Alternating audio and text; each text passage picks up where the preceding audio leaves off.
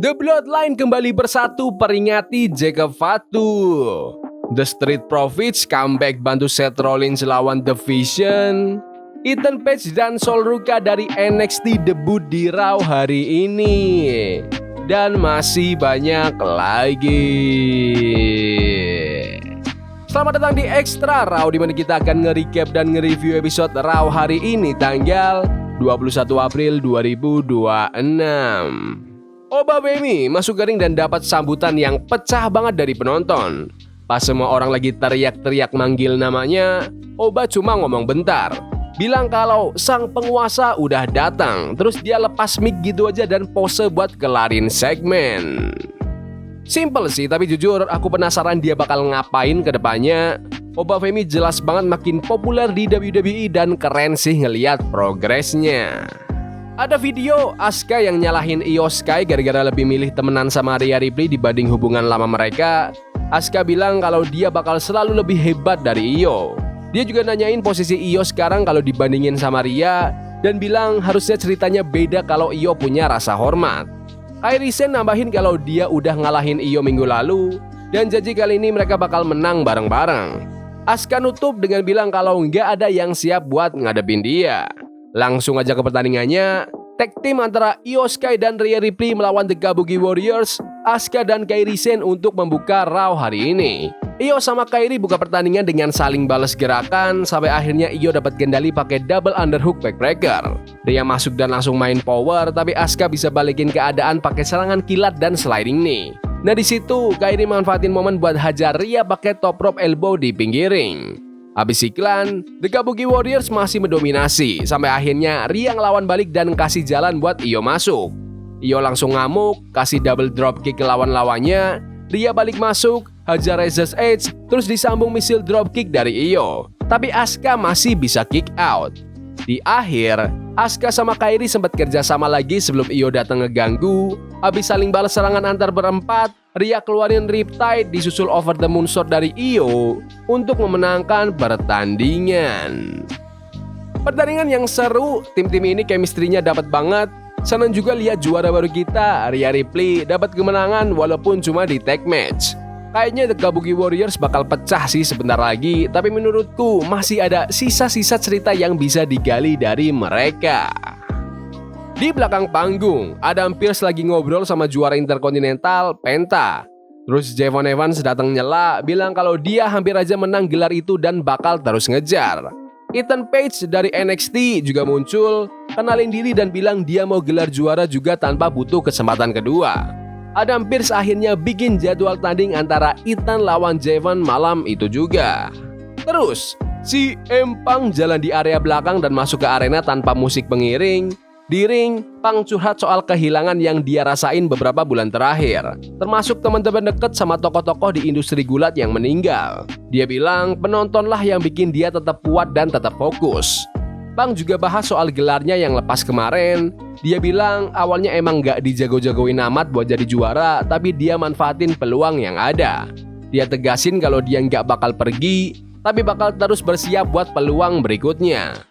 Tiba-tiba sang juara Undisputed, Cody Rhodes, masuk. Cody bilang dia salut sama ketenangan Punk yang di luar dugaannya. Mereka berdua bahas hasil match masing-masing. Cody menang, Punk kalah. Punk bilang Cody harus terus mimpin sebagai juara, sementara dia bakal nunggu giliran lagi.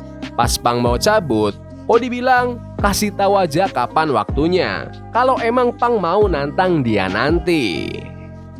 Promo yang mantap dari CM Punk, walaupun kalah di WrestleMania, dia tetap mau standby dan tenang. Aku suka pesan positifnya meskipun dia habis kalah gede, terus interaksi sama Cody Rhodes barusan juga menarik banget. Fix sih, ini kode keras bakal ada match gede antara Cody dan Punk ke depannya, WrestleMania tahun depan atau mungkin lebih cepat. Yang jelas, WWE lagi nyiapin sesuatu yang besar buat mereka. Finn Balor lewat video bilang kalau sosok Demon-nya udah ngalahin Dominic Mysterio di WrestleMania dan urusan dia sama The Judgment Day belum kelar. Dia bilang keputusan Jerry McDonough buat bela Dominic bakal ada konsekuensinya dan dia nantang Jerry buat tanding di Raw hari ini. Lanjut ke pertandingan antara debutan baru Ethan Page melawan Javon Evans. Ethan mendominasi di awal pakai kekuatan fisik, sementara Javon balas pakai loncatan keluar ring. Pas balik dari iklan, Javon makin panas pakai serangan-serangan springboard. Pas Javon mau nyelesain pertandingan, Rusev tiba-tiba muncul di pinggir ring mau gangguin. Javon sempat ngelawan, tapi gara-gara pecah fokus, Ethan bisa balik megang kendali dan hantam Twisted Green untuk memenangkan pertandingan. Habis match, Rusev hajar Javon pakai accolade.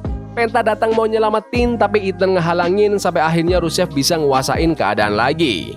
Rusev kunci Penta pakai accolade, terus angkat sabuk interkontinentalnya tinggi-tinggi.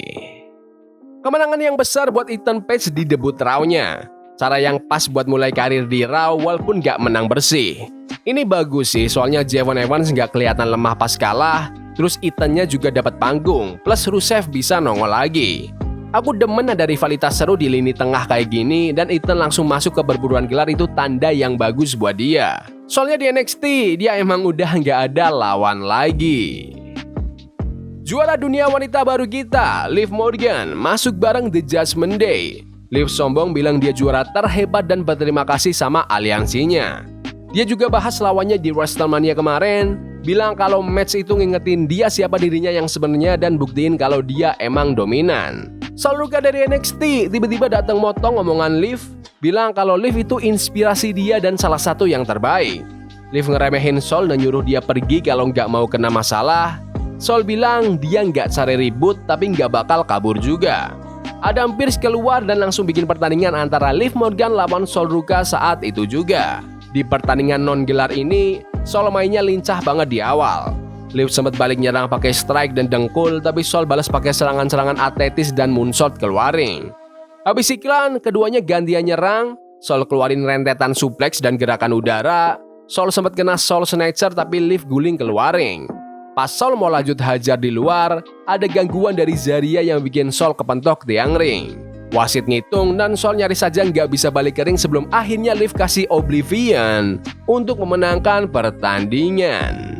Pas lagi ngerayain, Stephanie Baker muncul dan nantangin Liv, kode kalau dia mau tanding lagi buat rebut gelar itu. Aku suka pertandingan ini. Sol Ruka tampil gokil biarpun kalah. Dia pamerin kemampuan atletisnya dan penonton pada melongo lihat dia.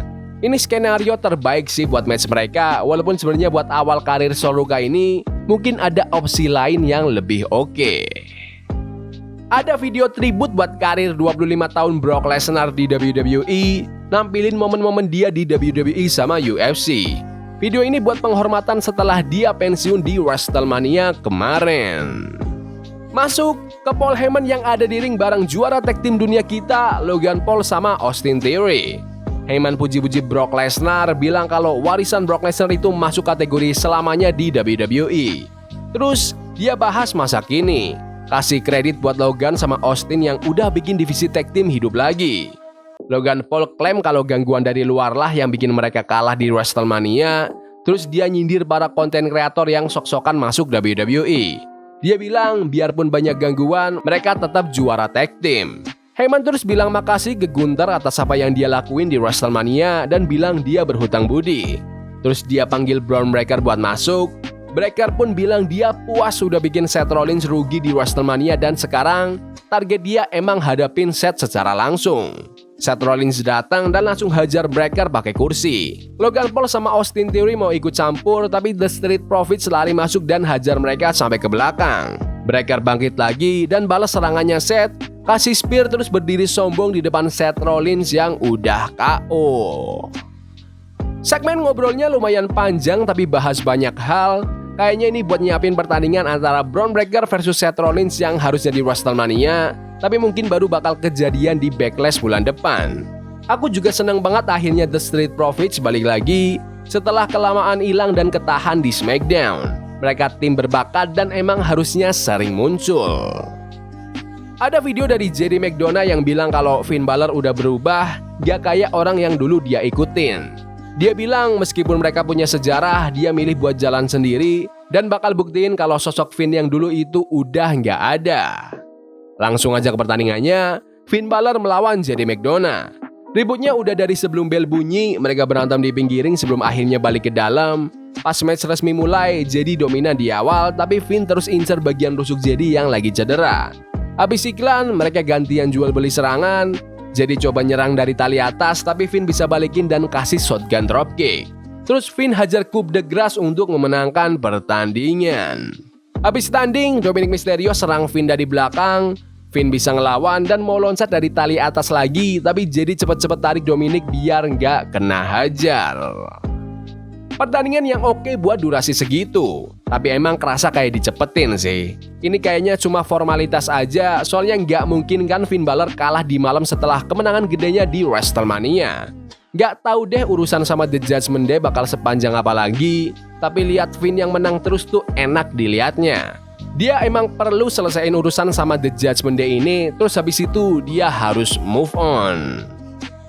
Di belakang panggung, Gunta bilang kalau kemenangannya di WrestleMania udah buktiin omongannya soal Seth Rollins. Dia tahu Paul Heyman sekarang utang budi sama dia dan dia yakin gelar World Heavyweight bentar lagi juga jadi miliknya. LA Knight nyamperin dan kasih selamat, tapi dia tegasin kalau dia juga mau ngejar gelar dunia itu. Masih di belakang panggung, Rhea Ripley sama Io Sky pamitan karena Rhea bakal pindah ke SmackDown sementara Io tetap di Raw. Liv Morgan sempat papasan sama Rhea, terus Liv bilang, "Sampai ketemu lagi ya." Rhea bales, "Ditunggu." Waktunya main event. Roman Reigns datang ke arena bareng Jimmy sama Jey Uso. Di ring, Roman ngomong ke penonton soal keluarga mereka yang bersatu lagi. Dia bilang mereka lebih kuat kalau bareng-bareng. Roman mau mereka berdiri bareng dia lagi, bukan sebagai bawahan, tapi sebagai keluarga yang setara.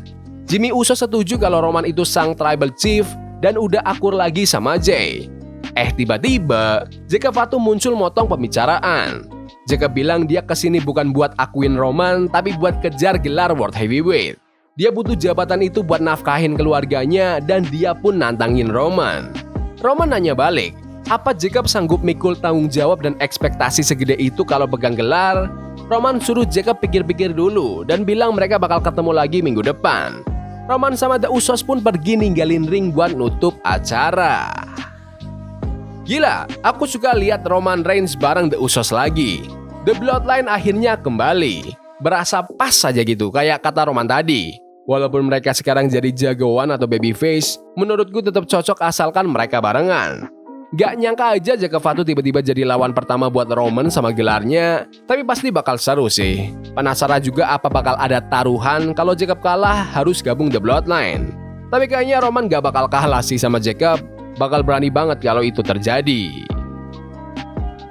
Oke, jadi Raw setelah WrestleMania ini ngasih beberapa kejutan dan perubahan roster dan semuanya oke-oke aja menurutku. Ini salah satu acara tahunan yang fokusnya bukan di gulatnya, tapi lebih ke ngebahas apa yang terjadi 2 hari kemarin dan mau dibawa kemana ceritanya. Ada beberapa arah baru dan nama-nama baru yang muncul. WWE sukses bikin pondasi baru sambil napas bentar habis acara gede. Penasaran siapa lagi orang baru yang bakal datang atau siapa yang bakal cabut? Episode Raw yang bagus dan minggu depan semuanya bakal balik normal lagi. Tapi menurut kalian gimana Raw hari ini? Bagus? Gak bagus? Komen di kolom komentar. Ya udah gitu aja video hari ini. Jangan lupa like dan subscribe ke channel ini karena gue pengen 20.000 subscribers di bulan ini. Tolong bantu. Yes boy. See you. Love is a game we play incognito. Forbidden fire on Nico. Burning for love we can hold. I wish we were